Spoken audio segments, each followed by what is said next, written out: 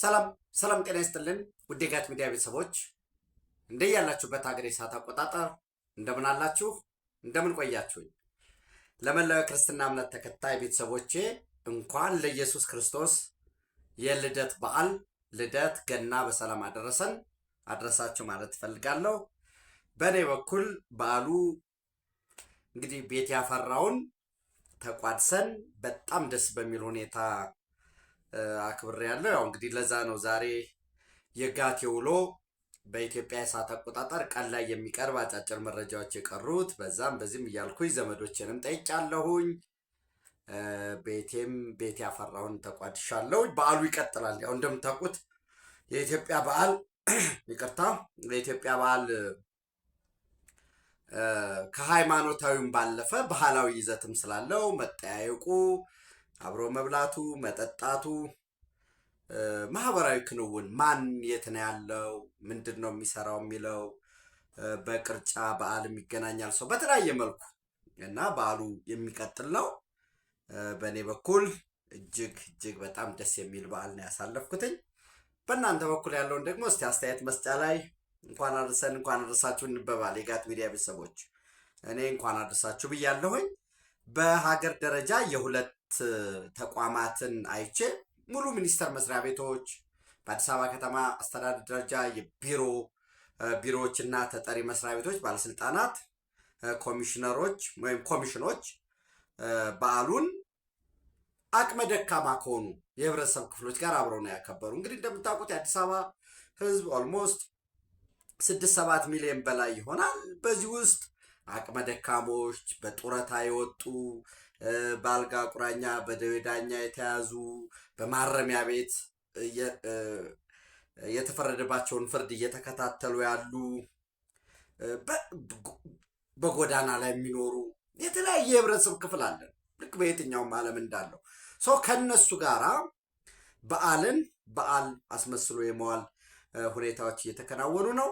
የመጀመሪያው በክቡር ጠቅላይ ሚኒስትር ዶክተር አብይ አህመድ በጽህፈት ቤታቸው የሚኒስቴር መስሪያ ቤቱን እንግዲህ የጠቅላይ ሚኒስትር ጽህፈት ቤት በጣም ከፍተኛ ቁጥር ያለው ሰራተኛ ነው ያለው ኢንታውዘንድስ ሰው ከነሱ ውስጥ ዝቅተኛ ደሞዝ ተከፋዮች አሉ። ጽዳት ላይ የሚሰሩ የተለያየ በስራ መደቡ ዝቅ ያለ ወራዊ ክፍያ ዝቅተኛውን የሚከፈላለ ከነሱ ጋር በተመሳሳይ የጠቅላይ ሚኒስትር ደግሞ 4 ኪሎ ደግሞ ጎረቤቶች አሉት። አዋሬን ይዞ እስከ ላይ ያሉ ጎረቤቶች ከነሱ ጋር አብረው ማዕድ የተካፈሉበት ሁኔታ አለ። የጠቅላይ ሚኒስትር ጽህፈት ቤት የሚያሳድጋቸው ልጆች አለ። ለነሱ ትናንት ለቤተሰቦቻቸው ጭምር የበዓል መዋያ ስጦታ የተሰጠበት ሁኔታ አለ። ሌላው ዛሬ ክቡር ጠቅላይ ሚኒስትር ከባለቤታቸው ከቀዳማዊት እመቤት ዝናሽ ታያቸው ጋር በመሆን በሼካ ፋጢማ ቢን መብሩክ የአይነ ስውራን ትምህርት ቤት በመገኘት ማዕድ የማካፈል ስራዎችን አከናውነዋል። በተመሳሳይ በዚህ ብቻ አላበቃም። እንደገና ወደ አዲስ አበባ ዙሪያ በመሄድ በቱሉ አራራ በሚባል አካባቢ የተቀናጀ የአርሶ አደሮች መኖሪያ ቤት ተገንብቷል። ይህ በክረምት በጎ ፈቃድ አገልግሎት እንደምታውቁት ሁሉም ሚኒስቴር መስሪያ ቤቶች በአዲስ አበባ ደረጃም በኦሮሚያ ደረጃም የአቅመ ደካሞችን የመደገፍ በተመሳሳይ የክልል ቢሮዎችም እንደዛ መስራት፣ የዞን ቢሮዎችም የወረዳ ቢሮዎችም ይህንን የማስፋት ስራ መሰራት እንዳለበት ይህ በተደጋጋሚ ክቡር ጠቅላይ ሚኒስትሩም በየደረጃው ያሉ ከፍተኛ መንግስት ባለስልጣናትም ሲያሳስቡት የቆዩት ነው። ቤት እንግዲህ ትናንት የሚኒስትሮች ምክር ቤትም ካጸደቀው ጉዳይ አንዱ ቤት ነው። ያው የሰው ልጅ ደጋግሞ መሰረታዊ ፍላጎት የሚባሉት ለመኖር የሚያስፈልጉት ምግብ፣ ውሃ፣ ልብስ፣ መጠለያ ያስፈልገዋል። ይሄ ደግሞ መጠለያ በእኛ ሀገር ሁኔታ ያው እንግዲህ 70% አካባቢ በገጠር ነው የሚኖር። በገጠር ምናልባት የቤቱ ኳሊቲ ካልሆነ በቀር ቤቱ ለመኖር የሚያስፈልገው አሚኒቲ ምንድን ነው? ግብአት አለው ወይ?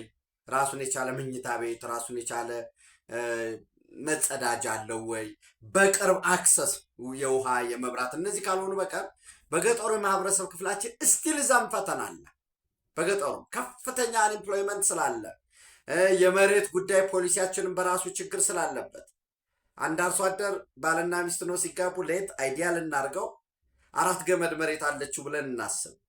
ከዛ ይቺ 4 ገመድ መሬት ልጅ ይወልዳል። አንድ 4 ልጆች ቢወልድ እና እነዛ ልጆች ደግሞ ወደ ሌላ ሴክተር ወደ አገልግሎቱ ወይ ወደ ማኑፋክቸሪንግ ሴክተር ካልሄዱ ለምሳሌ 2-4 ልጆች ወልደው የወሊድ ምጣኔው ከፍ ያለ ነው ወደ ገጠር ውስጥ ሄዱ 4 ልጆች ወልደው 2ቱ ወደ ከተማ ወይ ወደ አገልግሎት ምናምን ሄዱ ብለን 2ቱ ቢቀሩ እዛች 4 ገመድ መሬት ላይ ባልና ሚስት ያፈሱባት የነበረው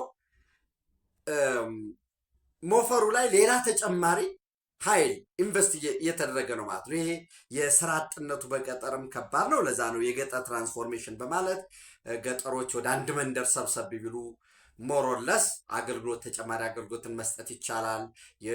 እዛ ያሉ ስራ ያጡ ወጣቶች ወደ ቴክኒክና ሙያ ወደ ሃንድ ክራፍት እነዚህ የጎጆ ኢንዱስትሪ ላይ እንዲሰማሩ የማድረግ አዲስ ስራ ሰርቪስ ሴክተሩን ጨምሮ ትራንስፎርም የማድረግ እሱ እንግዲህ መንግስት በስፋት እየሰራበት ነው በፖሊሲ ደረጃ። ዝሮ ድሮ ዛሬ በከተማና መሰረተ ልማት የክረምት በጎ ፍቃድ መርሃ ግብር በዛ አስተባባሪነት የተሰራው በ7000 ካሬ ሜትር ቦታ ያረፈ ነው። እያንዳንዱ ቤት 2 መኝታ ክፍሎችን ጨምሮ በአጠቃላይ 5 ክፍሎችን የያዘ ነው። መንደሩ በቤተሰብ ደረጃ ለ150 ዜጎች ምቹና ጽዱ መኖሪያ እንዲሆን ታስቦ የተዘጋጀ ሲሆን የመሰረተ ልማት አቅርቦቱ የውስጥ ለውስጥ መንገድ፣ የኤሌክትሪክ እና የሶላር ኃይል፣ የአካል ብቃት እንቅስቃሴ እና የአረንጓዴ ልማት ስራዎች፣ በተመሳሳይ ሱቆች ለምሳሌ ወተት የሚያለቡ አርሶ አደሮቻችን ወተቶቻቸውን ይዘው የሚሸጡበት ምን ሆነ ማለት ነው። አሁን ኒው ሴክተር አዲስ የስራ እድል ፈጠርን ማለት ነው። አርሶ አደሩ ወተቱን ያልባል፣ ግድ የለም ራሱ የሚሸጠው ግን አዲስ የስራ እድል ተፈጠረ ማለት ነው። እዛው ደግሞ የጓሮ አትክልት ሰው ህይወት ምን እየሆነ ይመጣል? ትራንስፎርም እየሆነ ይመጣል። ኤሌክትሪክ ካቀረብላችሁ፣ ሶላር ካቀረቡ የአረንጓዴ ልማታችንን ግሪን ለጋሲ የምንለው ነው።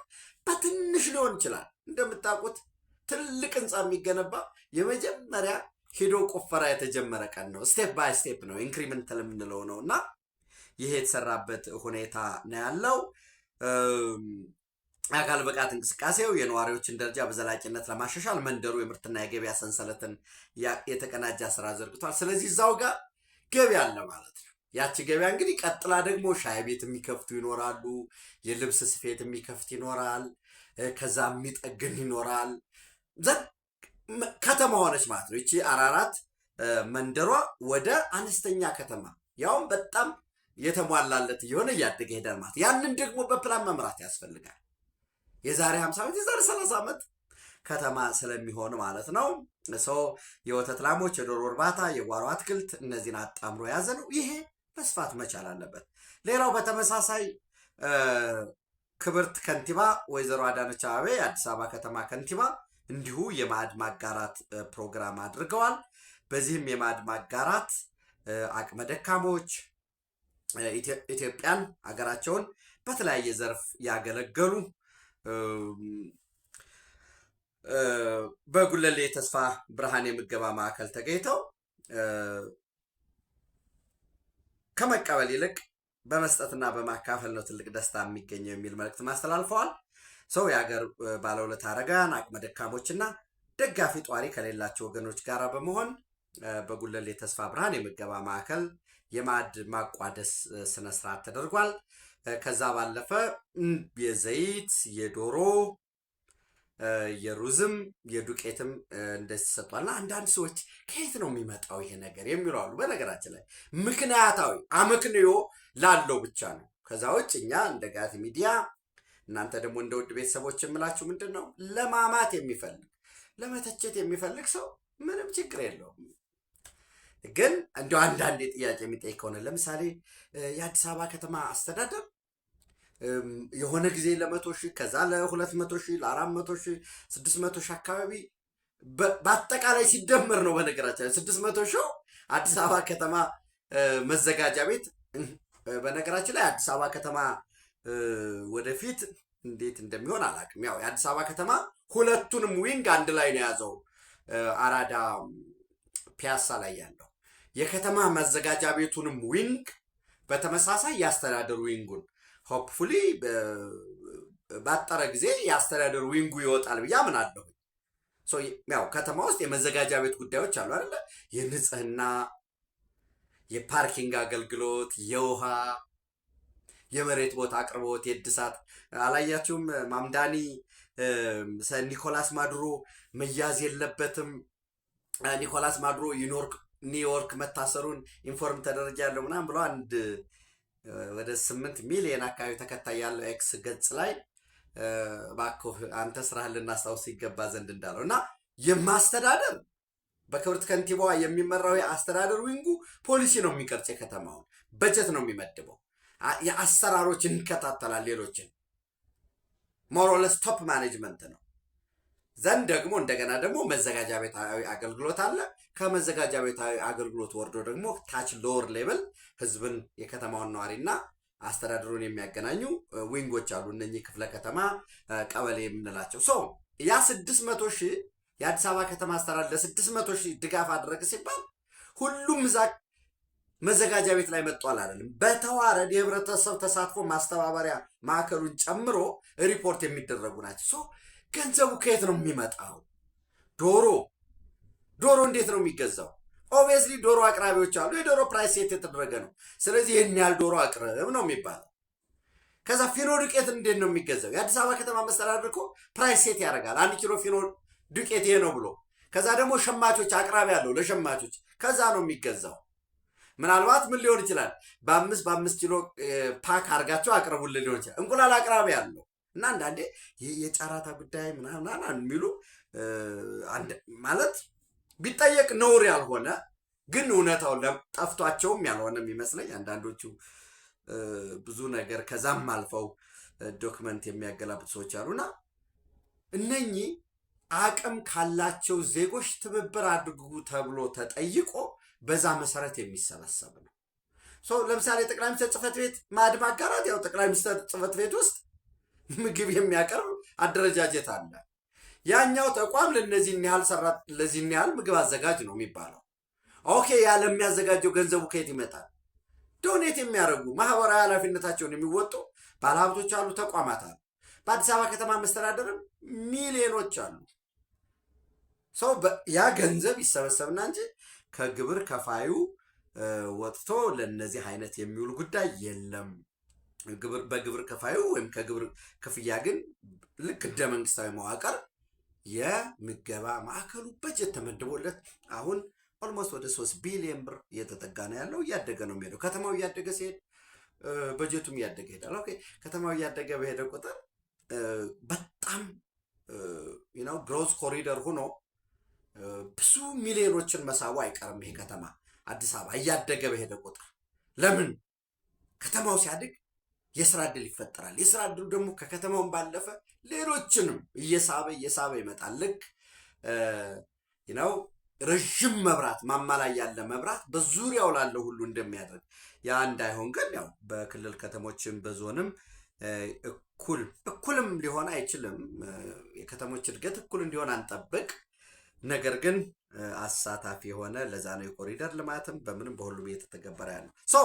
ጠቅላላ ባለመልኩ ሌሎችም የሚኒስቴር መስሪያ ቤቶች የማዕድ ማጋራት አድርገዋል። የአዲስ አበባ ከተማ ቢሮ በሁለት ደረጃ የጠቅላይ ሚኒስትር ጽሕፈት ቤትና የአዲስ አበባ ከተማ መስተዳድርን አይተናል።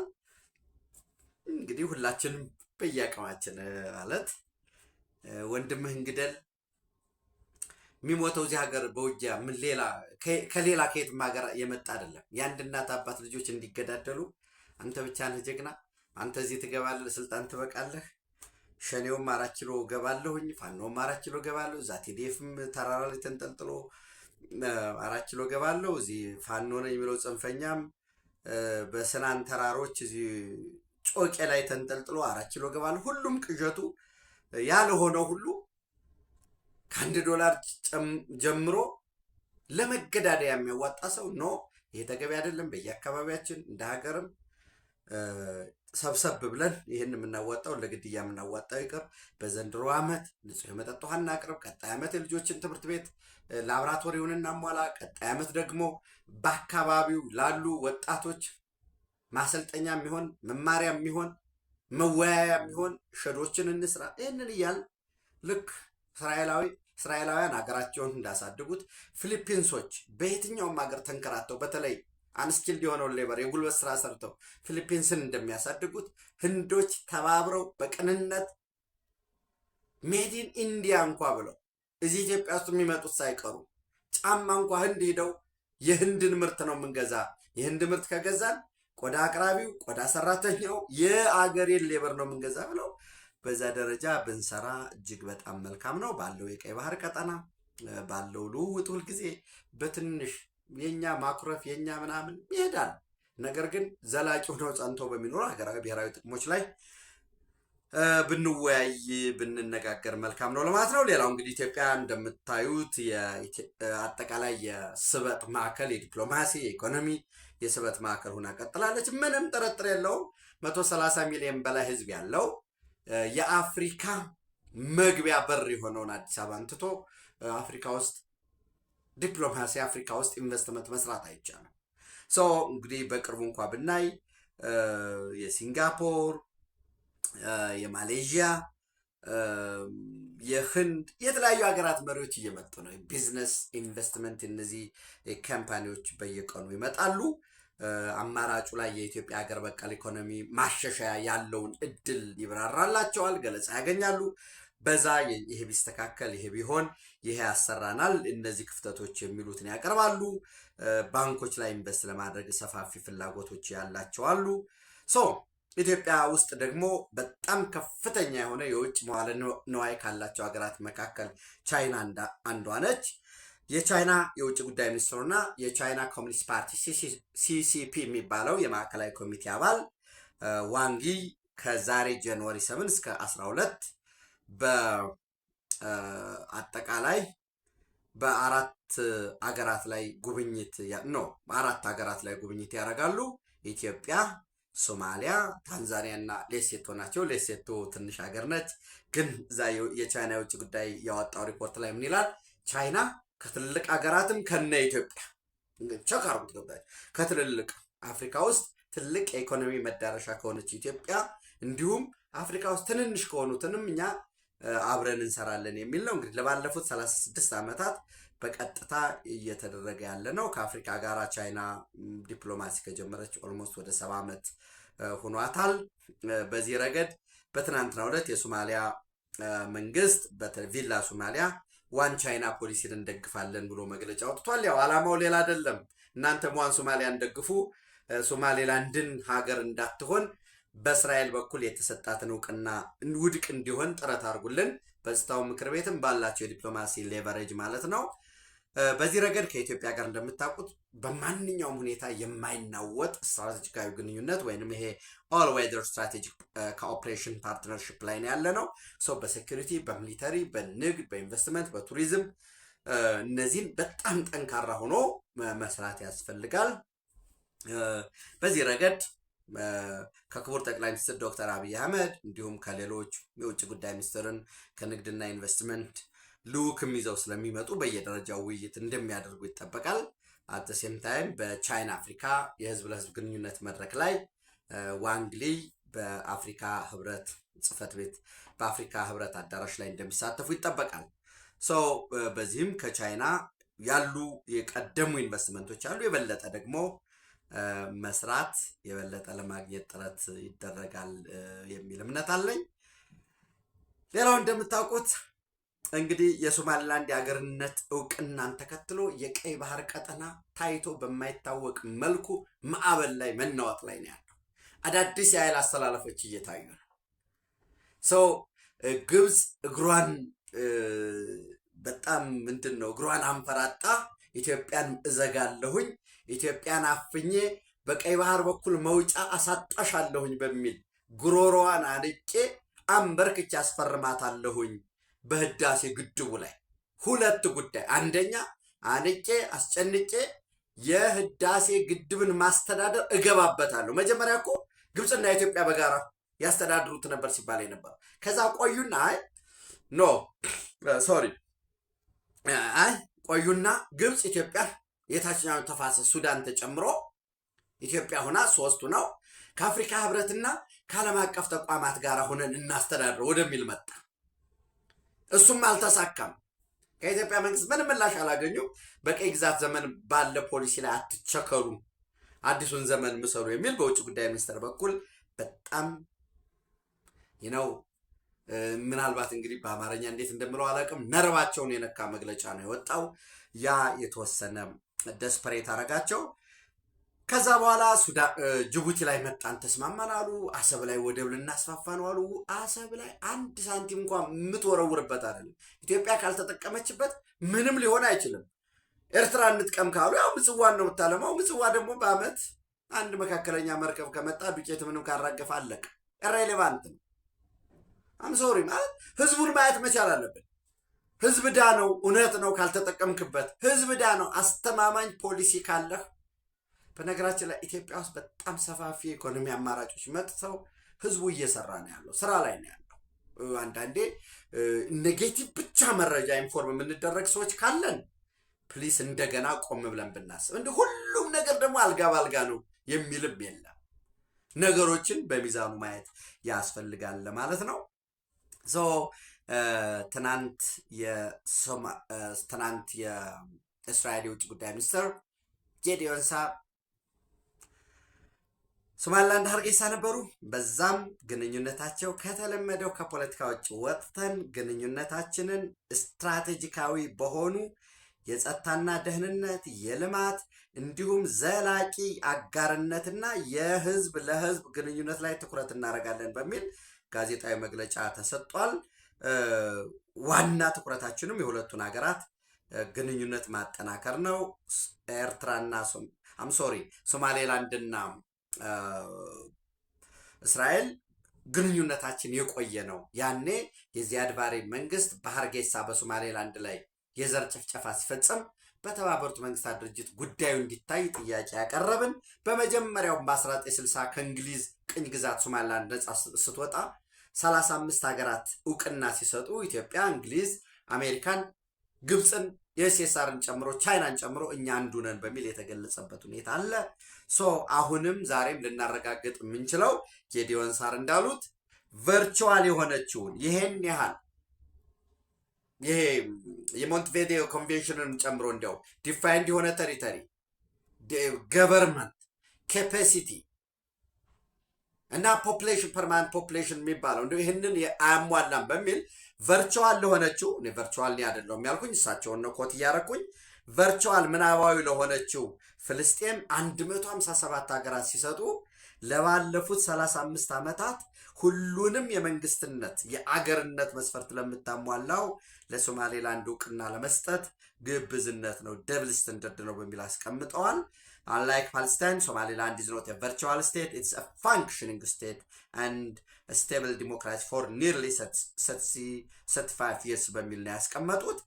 እንግዲህ ይህን ተከትሎ ትናንት የውጭ ጉዳይ ሚኒስትሩ የጌዲዮን ሳርን የሀርጌሳ ሶማሊላንድ ጉብኝት ተከትሎ ወረራን የተፈጸመብኝ ያለ እውቅና ወደ ግዛቴ እስራኤል ገብታለች የትክክል አይደለም በሚል የተቀመጣለ ከቪላ ሶማሊያ በኩል የወጣ መግለጫ። በተመሳሳይ የአረብ ሊግ የሚኒስትሮች ምክር ቤትም የጌዲዮን ሳር የእስራኤል የውጭ ጉዳይ ሚኒስትር ጉብኝትን አውግዞ መግለጫ አውጥቷል። እነዚህ በሙሉ ሊፕ ሰርቪሶች ናቸው የሚል እምነት ነው ያለኝ። ምክንያቱም ምንም ማድረግ የሚቻል አይመስለኝም። የቀጠና ሁኔታ እየተቀየረ ነው። ነገ ሶማሌላንድ የአረብ ሊግ አባል መሆኗ ላይቀር፣ ነገ ሶማሌላንድ የጅቡቲ የንግድ መዳረሻ ጎረቤቷ ላይሆን ምንድን ነው ላያገባሽ ከባልሽ ወደ አትበባሽ የሚባል ጉዳይ አለና ስማይ አድቫይስ እንግዲህ ይደርሳቸዋል የሚል እምነት የለኝም። እውነታው ግን እሱ ነው። ሌላው እንግዲህ ግብጾችም አሁን ተስፋ ያቆረጡበት ሁኔታ ነው ያለው። ግብጾች አይናገሩትም እንጂ እኮ የእስራኤል ጦር እኮ ሲናይ ነው ያለው፣ ከግብጽ ግዛት ውስጥ ገብቷል። እና እዚህ ጅቡቲ ላይ ዶራሌ ላይ ኮንቴነር እንሰራለን አሰብ ምናምን የሚባለው ያ የቃላቱ ጨዋታም የቀረበት ሁኔታ ነው ያለው። ጅቡቲዎች እየተሯሯጡ ነው። የት ይደርሳሉ ምን ያመጣሉ የሚባለው ሌላ ጉዳይ ነው። እንዳልኳችሁ ደጋግሜ በአውዳል ስቴት በኩል የተወሰነ ግጭት ሊኖር ይችላል። የሶማሊያ ሰሜናዊ ግዛት ከጅቡቲ ጋር የምትዋሰንበት ማለት ነው። ዘን ሌላው የመን ላይ ቀይ ባህርን ተሻግረን ወዲያ ማዶ በትንሽ ኪሎ ሜትር ርቀት በባቤል መንደብ በኩል ስንሻገር የመን እናገኛለን። የመን ላይ ከፍተኛ ውጥረት አለ። እንደምታውቁት የመን በጥምር መንግስት ነው ሲመራ የነበረው። የጥምር መንግስት አባል ከሆነው ውስጥ አንዱ የሳውዘርን ትራንዚሽናል ካውንስል የሚባለው ኤስቲሲ ሊደር ነው። የዚህ የኤስቲሲ ሊደር አይዳሩስ አልዙበይዳ ዛሬ ትናንት ጅዳ እንደሚገቡ ይጠበቅ ነበር። ውይይት በየመን ቀጣይ ዕጣ ፈንታ ምን መምሰል አለበት በሚለው በሳውዲ አረቢያ አደራዳሪነት ኳታርም ደግፌዋለሁ ያለችው፣ ሶማሊያም ደግፌዋለሁ ያለችው፣ አትናገረው እንጂ ጅቡቲም ደግፌዋለሁ ያለችው፣ ግብፅም ልክ ነው ደግፌዋለሁ ያለችው። ምክንያቱም አሁን የኃይል አሰላለፍ ሳውዲ አረቢያ በአንድ በኩል ኳታርን ይዛ ግብፅን ይዛ፣ ቱርክ ደግሞ በአጃቢነት እነ ጅቡቲ ምናምን ተሰብስበው፣ በሌላ መልኩ ደግሞ ዩናይትድ አረብ ኤሚሬት ሶማሌላንድን ይዛ ከጀርባ ደግሞ እስራኤልን አቁማ ያለበት ሁኔታ ነው ያለው። እዚህ ላይ በነገራችን ላይ ኢራን እስራኤል እኔ በኢራን ላይ የምፈጽመው ምንም አይነት ጥቃት የለም፣ ለዚህ ማረጋገጫ መስጠት ፈልጋለሁ ብላ በሩሲያ ፕሬዚደንት ቭላዲሚር ፑቲን በኩል ለኢራን መልእክት የላከችበት ሁኔታ ነው ያለው። ኢራኖች ግን አልበላሽም ምን አመጣው እንዳለችው ጦጢት ውረጂ አልበላሽም ብሏት አንበሳ እንግዲህ የምታውቁት ነው። አንበሳ ትልቅ ዛፍ ውስጥ ሆኖ ቁጭ ብሎ እንስሳትን ይጠራል። ጦጢት ትመጣና ከላይ ትሆናለች ዛፉ ላይ። ጦጢት ውረጂ አልበላሽም ሲላት አልበላሽም ምን አመጣዋለች ይባላል። እና አሁንም እስራኤል ኢራንን አልመታሽም ምን አመጣው በሚል ፕሪኢምፕቲቭ ስትራይክ የቅድመ አይቀሬ ስለሆነ ጥቃት ሊፈጸምብኝ ስለሚችል ቅድመ ጥቃት ትፈጽማለች በሚል ከፍተኛ ስጋት ያለበት ሁኔታ ነው ያለው። ይህንን ትናንትም እንዳልኳችሁ ከጌዲዮን ሳር የሶማሌላንድ ጉብኝት ጋር ይህን አታች ልናደርገው እንችላለን። ምክንያቱም የቱርክ ራዳር ሲስተም ሶሪያ ላይ ነው ያለው። ከዚህ በፊት የሶሪያ ራዳር ዲቴክት ስለማያደርግ በሶሪያ ከእስራኤል ይነሳሉ፣ በሶሪያ ሰማይ ይበሩና በኢራቅ ሰማይ አድርገው ኢራንን ይመቱ ነበር። አሁን ግን የቱርክ እንግዲህ ዲቴክት አድርጎ ራዳር ሲስተሙ የእስራኤልን ጀቶች ይመታሉ፣ ሌላ ጉዳይ ነው። ግን ዲቴክት ይደረጋል። ዲቴክት አረክ ማለት ሊመታህ አሁን በሰዓት ተነስቷል ማለት ነው። ያ መረጃ ካገኘህ የጦር ጠበብቶች እናንተ ደግሞ የበለጠ ክሪቲካል ያስቡበት እዚህ ካላችሁ እዛ ያለው ስትራይክ ለማድረግ ካውንተር ስትራይክ ለማድረግ ዝግጁ የሚሆንበት የመረጃ ልውውጥ ይኖራል ማለት ነው። ሶ ኤኒዌይስ የመን ላይ እንግዲህ የደቡብ የመንን ይዤ ዋና መቀመጫዬን ኤደን አድርጌ ከዚህ በፊት በእንግሊዝ ቅኝ ግዛት ሲገዛ የነበረውን ደቡባዊ የመን ወይም የመን ዲሞክራቲክ ሪፐብሊክን አገር አረጋለሁ፣ ለ2 ዓመት የሽግግር እሰጣለሁ ማለቱን ተከትሎ ይሄ መካረር ከሚሆን ጅዳ ላይ ስብሰባ ጠርታ ነበረ ሳውዲ አረቢያ። ነገር ግን በሳውዘርን ትራንዚሽን ካውንስል የሚደገፈው ሄድኩ ካለ በኋላ አይዳሩስ አልዙበይዲ ያለበት ጠፍቷል። ይሄ መጥፋቱን ተከትሎ የዚህ የጥምር መንግስቱ ዓለም አቀፍ እውቅና ያለው በዋናነት እዛ ጥምር ውስጥ ደግሞ የፕሬዚደንሻል ሊደርሺፕ ካውንስሉ በሳውዲ አረቢያ የሚደገፈው ደግሞ አይዛድሩስ አልዙባይዲን በሀገር ክደት ከስሻለሁ ብሏል። ከስልጣናቸው እንዳስወገደ ገልጿል። ወይራስ የሳውዘርን ትራንዚሽን ካውንስል ደግሞ የለም ያሉት ኤደን ነው፣ ወታደራዊ እርምጃ ለመውሰድ እያስተባበሩ ነው የሚል ነገር ነው እየቀረበ ያለው። የፕሬዚደንሻል ሊደርሺፕ ካውንስሉ በሳውዲ አረቢያ የሚደገፈው ድብደባ እየፈጸመ ነው፣ የአየር ላይ ድብደባ እየፈጸመ ነው። ይሄ ወደ የት ያመራል? የቀይ ባህር ቀጠናን በተለይ የየመንን ዕጣ ፈንታ ምን ይመስላል የሚለው ማየት አስፈላጊ ነው የሚሆነው። አስቀድሜ እንዳልኳችሁ የአረብ ሊግ፣ የአፍሪካ ህብረት ኦልሞስት አረብ ወርልድ የሚባለው እያወገዙ ነው ያሉት። በትናንትናው ዕለት በተመሳሳይ የአፍሪካ ህብረት የሰላምና የደህንነት ኮሚሽን ልንለው እንችላለን፣ አፍሪካ ዩኒየን ፒስ ፖለቲካል አፌርስ ፒስ ኤንድ ሴኪሪቲ የሚባለውም በ1324ኛ የሚኒስትሮች ስብሰባ ላይ ሶማሌላንድ የሶማሊያ ግዛት ናት፣ የሶማሊያ ግዛት ሉዓላዊነትና አንድነት አይነጣጠልም የሚል በተመሳሳይ መግለጫ ወጥቷል። ይሄ መግለጫስ ምን ይሆናል? ሊፕ ሰርቪስ ሶሪ እንደዚያ በማለት ያሁን በተመሳሳይ ሌላው ወደ ዌስተርን ሄሚስፌር ወደ አሜሪካ ደቡብ አሜሪካ ጉዳይ ወይንም እንግዲህ እንደምታውቁት ዌስተርን ሄሚስፌር ነርዘርን ሄሚስፌር ይባላል። በምዕራቡ ንፍቀ ክበብ ነው የአሜሪካ ፖሊሲ።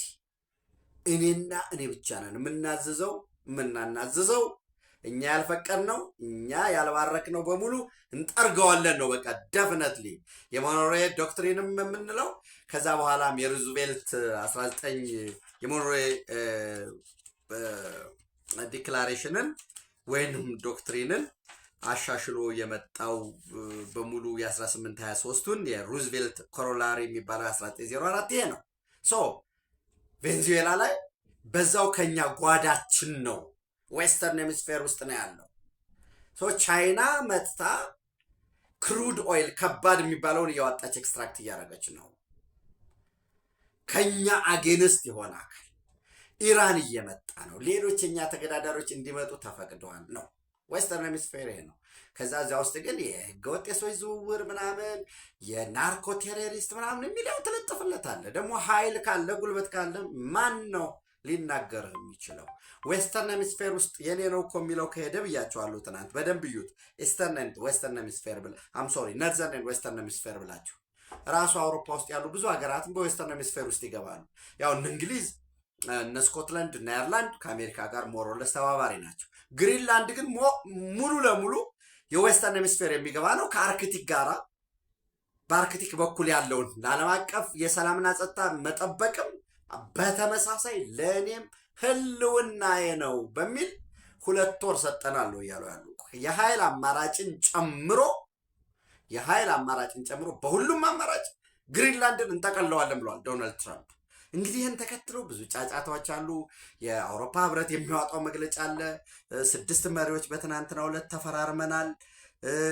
ለጋራ ክንድ እንዲሆነን ያቋቋምነው የነርዘርን አትላንቲክ ትሪቲ ኦርጋናይዜሽን ምን ሊሰራ ነው ይላሉ። ራሱ ኔቶ ግን የአሜሪካ ነው። አሜሪካ የለማት ኔቶ የለም። አሁን ለምሳሌ በዩክሬን ጉዳይ አሜሪካ ወጥቻለሁ ከዛሬ ጀምሮ ቢል እጅ ነው የሚሰጠው። ለምን?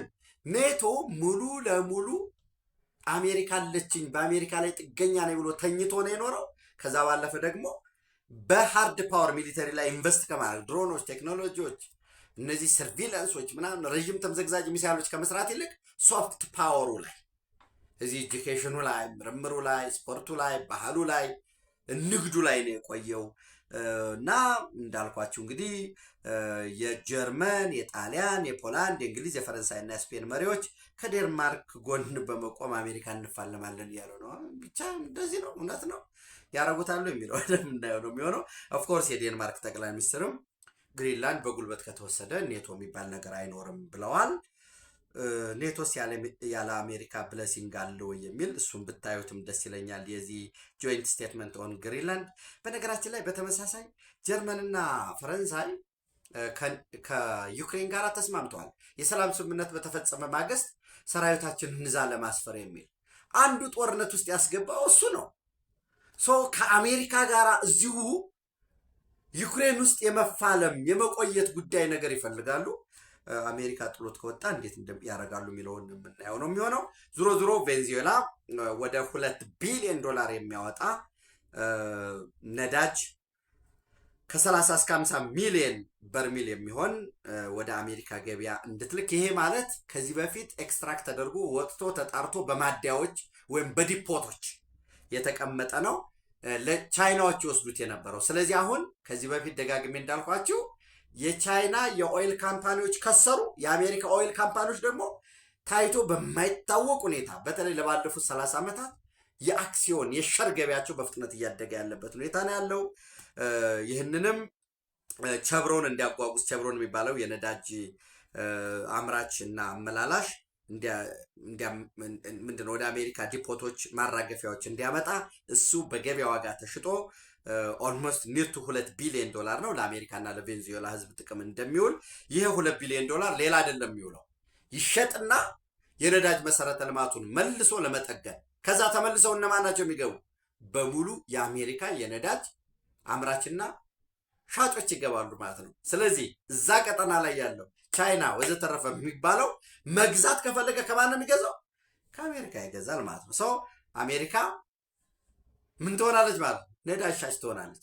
ነዳጅ በምን ይሸጣል ማለት ነው? በዶላር ይሆናል ማለት ነው። የሲነርጂ ሴክሬታሪ ክሪስ ራይት ይህንን እንዲያስተባብሩ ትዕዛዝ እንደሰጡት የተጠቀሰበት ሁኔታ አለ። ይህ ሁሉ የዓለም አቀፍ የፖለቲካል ኢኮኖሚ የአጠቃላይ የባላንስ ኦፍ ፓወር የኃይል አሰላለፍ እየተዘበራረቀ ምንድን ነው እየተናጠነ ያለው። በዚህ ጊዜ ተንጦ መጨረሻ ውጤቱ ከመምጣቱ ከመስከኑ በፊት ያለውን አማራጭ 24/7 በደንብ አይተን ገምግመን ወደ ቀደመ የከፍታ ዘመናችን እንመለስ ዘንድ የቀይ ባህር ጠረፍ ተጋሪ መሆን መቻል አለብን። እሱ እንደሚሆን እምነቴ የጸና ነው።